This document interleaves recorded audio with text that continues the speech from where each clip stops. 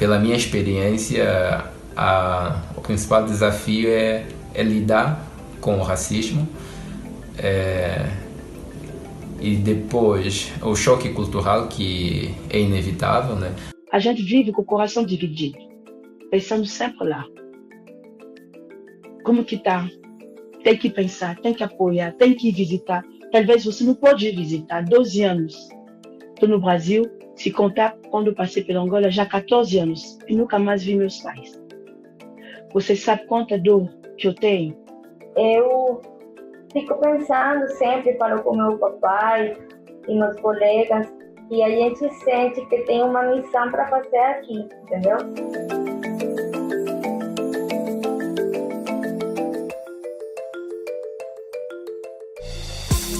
As décadas de 80 e 70 foram marcadas por um grande fluxo de migrações internacionais provocado pela saída de pessoas dos países periféricos para os países centrais em busca de melhores condições de vida, como emprego, educação, mais segurança e estabilidade.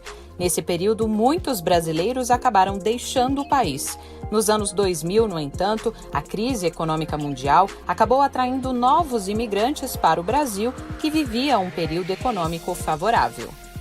Então, muitos brasileiros começam a retornar ao Brasil com a crise na Europa, Estados Unidos e Japão, destinos clássicos da imigração brasileira e de outros países do chamado Hemisfério Sul.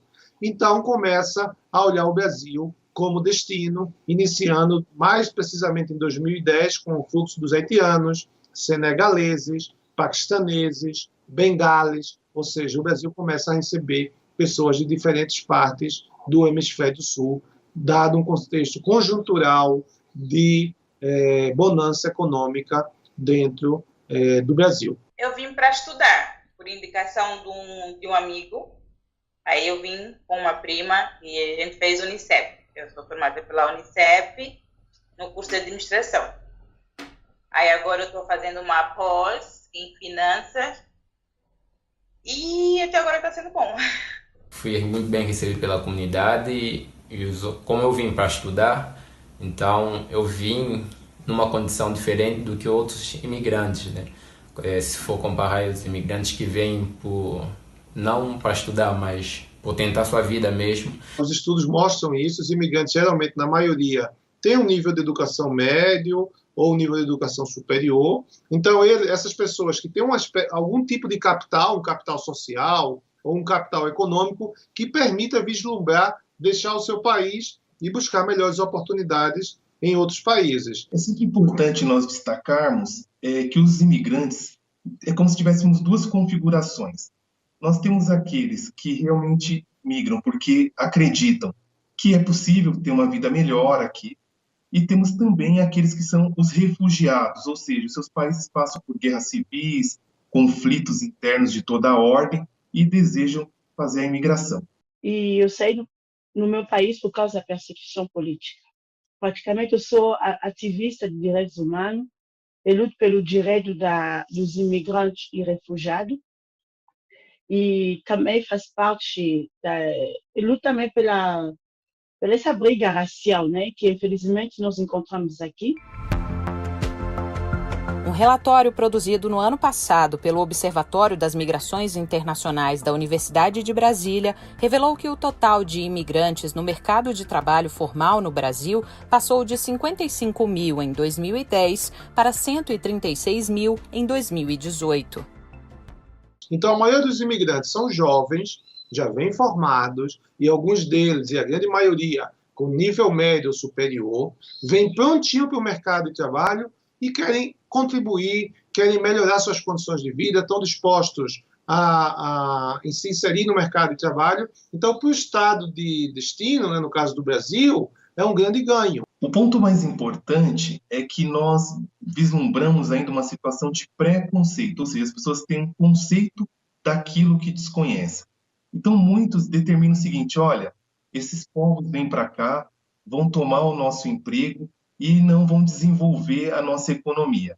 Muito pelo contrário, sempre quando nós temos um processo migratório, temos que lembrar que essas pessoas vêm com todo o seu acúmulo intelectual, seu acúmulo social e cultural, e muito tem a contribuir para o país ao qual eles chegam. Entre 2010 e 2018, o Ministério da Justiça e Segurança Pública registrou quase 775 mil imigrantes. Os haitianos são a principal nacionalidade registrada no Brasil e no mercado de trabalho brasileiro.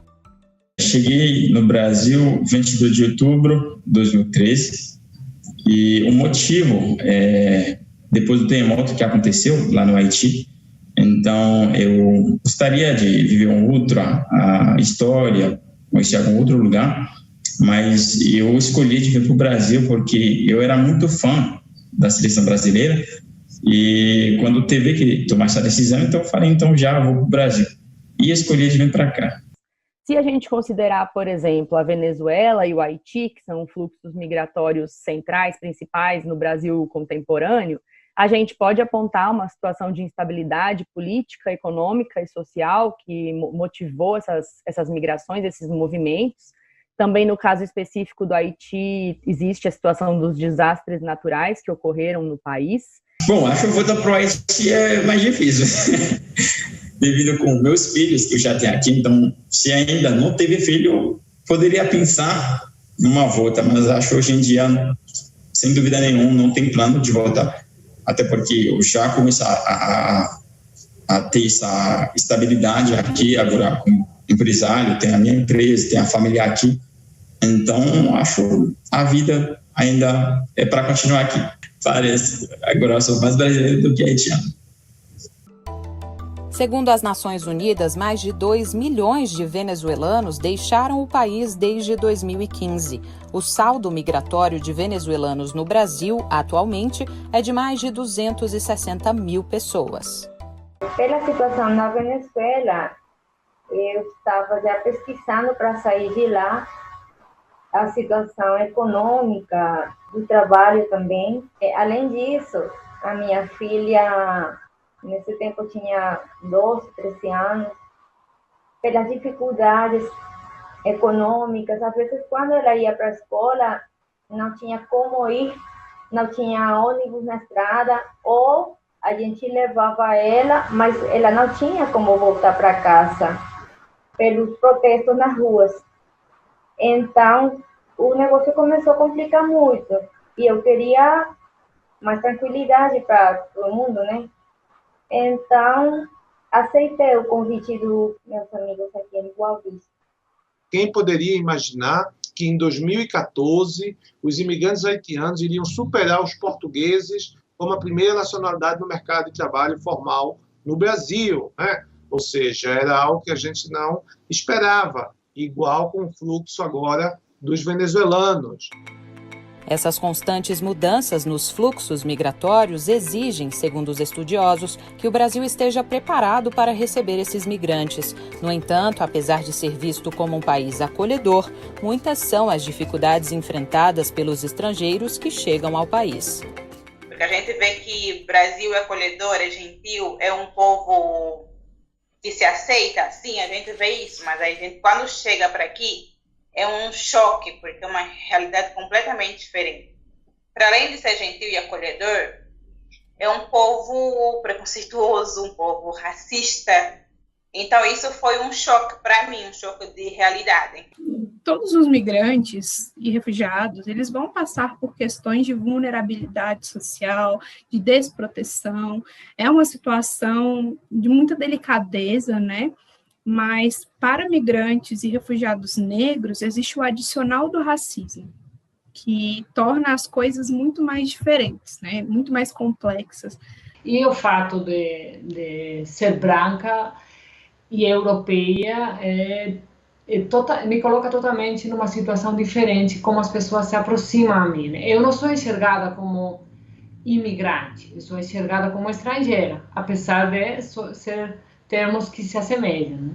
O que acontece com esse público? Eles acabam sendo muitas vezes discriminados e marginalizados com uma normalidade e naturalidade, porque já é típico do racismo brasileiro. Só que para com esse, além de ser o racismo, ele é tratado também como um problema social. Eu trabalhei antes de ser essa pessoa autônoma. Hoje eu sou empreendedora, graças a Deus. eu passei muita humilhação. Aí, o medo para não perder meu emprego, eu fazia o que a chefe me mandava. Eu trabalhei na confeitaria, não vou falar o nome da empresa, ela me mandava dançar. Eu dançava no meio das colegas. Há um certo preconceito, né, com os imigrantes, mas imigrantes pretos, né?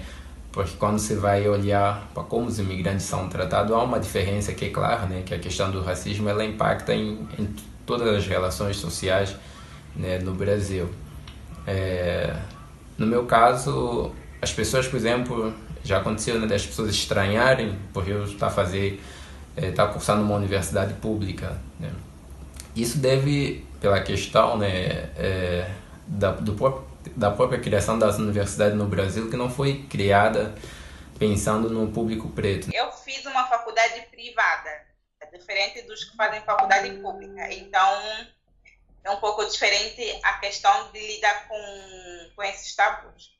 Eu falo tabu por quê? Porque quando eu cheguei, primeiro foi que as pessoas perguntaram como é que eu vim.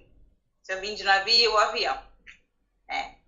Aí tem a questão de perguntas, eu digo perguntas desnecessárias. Por quê? Que o povo perguntava se Angola tem banana, se tem batata doce, se eu vestia roupas normais, se eu já vi leão.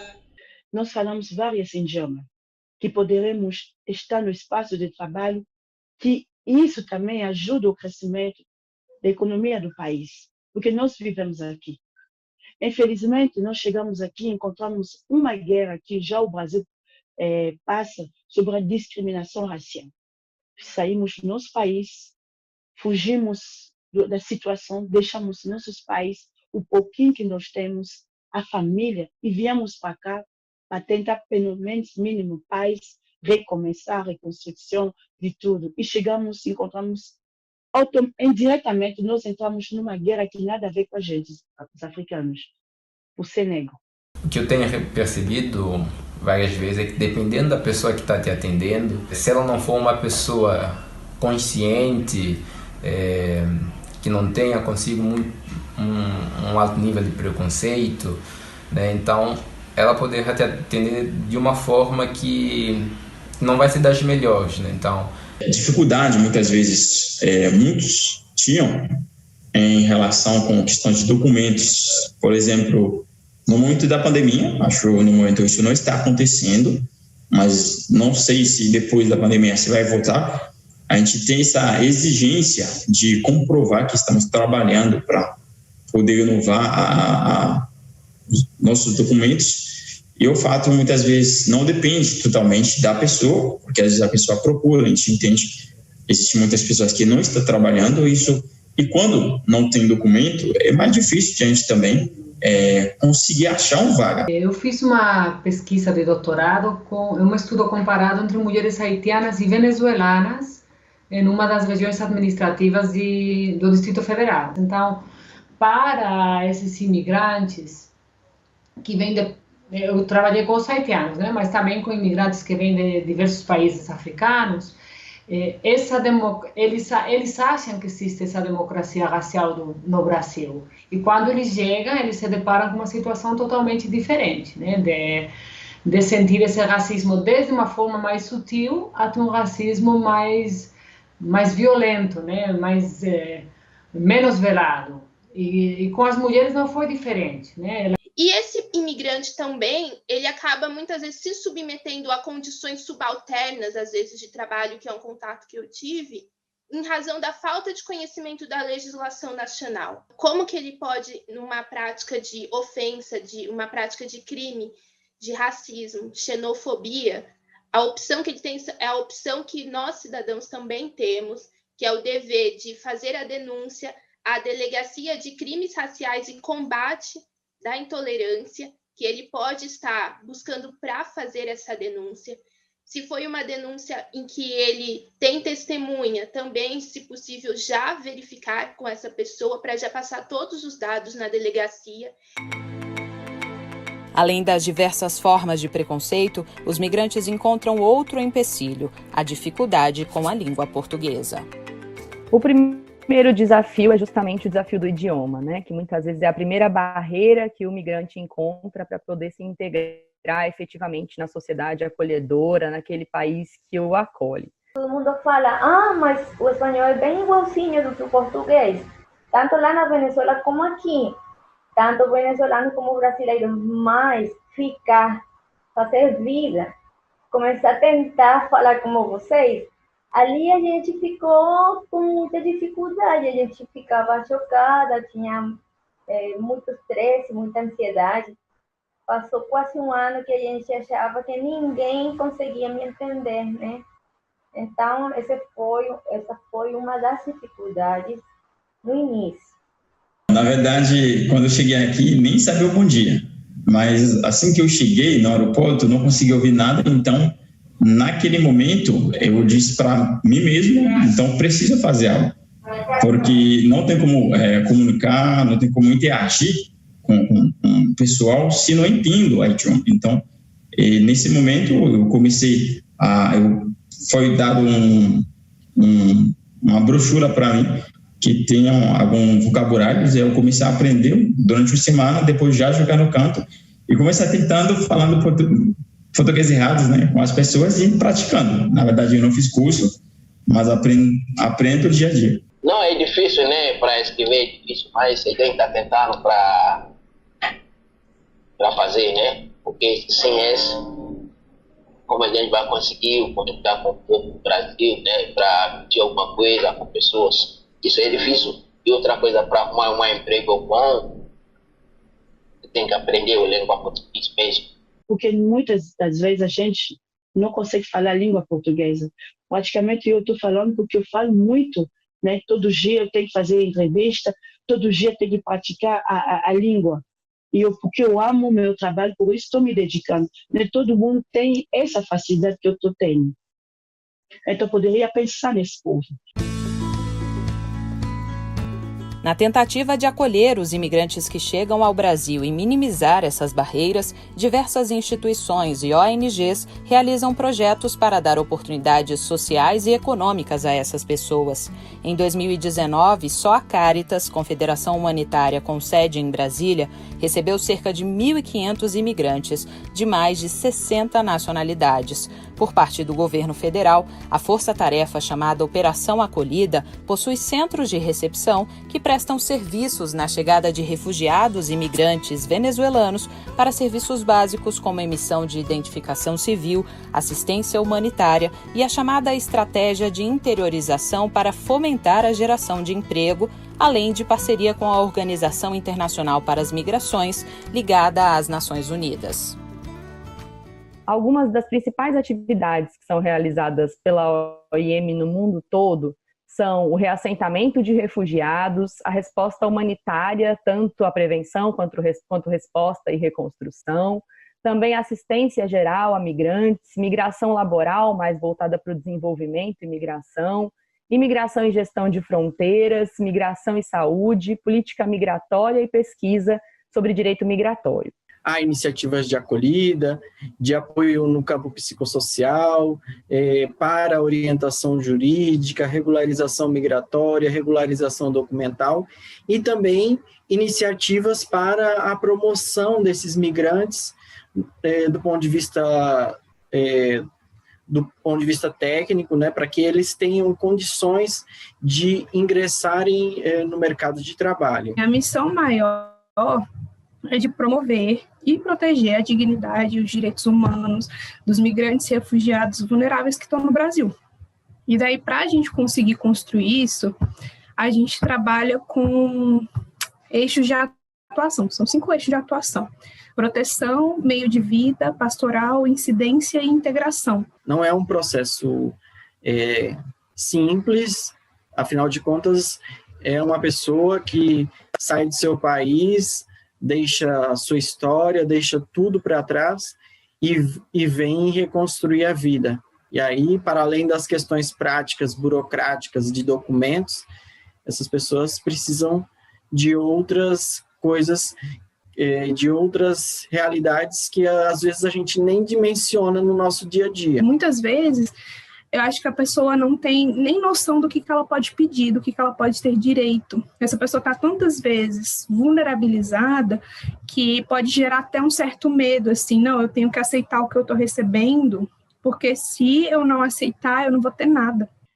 A orientação sempre é que para essas pessoas é que elas recorram sempre, na medida que sofrerem algum tipo de injúria, que sofrerem algum tipo de preconceito, que elas recorram aos equipamentos públicos, recorram à justiça para que possam ser resolvidas e punidas essas pessoas, caso elas realmente tenham cometido esses atos de racismo, de injúria racial. Então, isso é algo que faz parte também do nosso cotidiano enquanto Caritas. Se a gente traz políticas públicas de apresentar leis e direitos para essas pessoas, para que elas tenham muito mais informação sobre como proceder, né, dentro do território novo, acredito que possa ser um grande avanço.